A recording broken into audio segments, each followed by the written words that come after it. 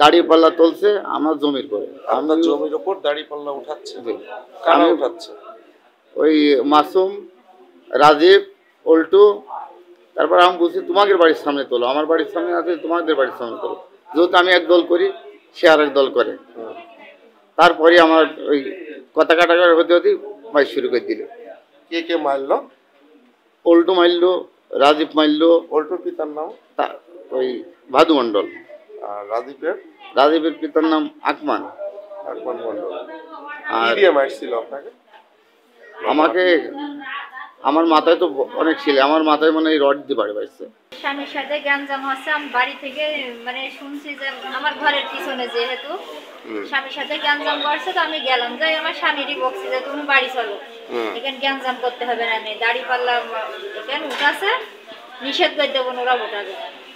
তারপর ওই যে মাসুম আর রাজীব ওরাই তুলছিল, ওরা আবার উল্টু ডাকলো। উল্টু আসি তখন মানে উনার সাথেও গ্যাঞ্জাম করে, আমাকেও গ্যাঞ্জাম করে। ওদের গ্রুপে যাই একটা লালটু নামে ছেলে আসলো, তাক দেখি বলছে যে এই শালাক ধরতো, লাঠি নিয়ে তো মারতো।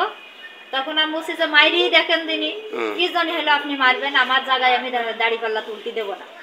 এই বইলে ওই গ্রুপের মানে ওই লালটু উক ধরে রেখেছে, ওই উল্টু উকও বাড়াছে আমাকেও বাড়াছে, ওখানে ঠেকায়নি, মানুষ নেই। আচ্ছা আচ্ছা, আপনাকে কি দিয়ে আঘাত করেছে? আমার হলো দা দিয়ে আঘাত করেছে। দা দিয়ে? আপনার হাতে যে লাগিয়েছে দেখছে, এটা কিসের আঘাত?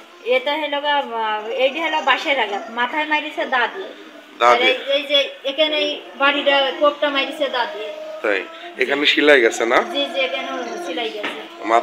মাথায়ও সেলাই গেছে। আপনি শুধু বাধা দিছিলেন যে আপনার জমির উপরে দাড়িপাল্লা উঠাচ্ছিল, এটাই আপনার বাধা দেওয়ার কারণ? জি। তার মানে এই মারামারির সূত্রপাতি এটা, তাই তো? জি, মারামারির সূত্রপাতি। ঘটনা শানপুর গ্যাঞ্জাম হয়, হলে তারা স্ত্রীকে দুজনে মারে। হ্যাঁ, মারলে তাদের উদ্ধার করে নিয়ে এসে আমি হসপিটালে ভর্তি করেন।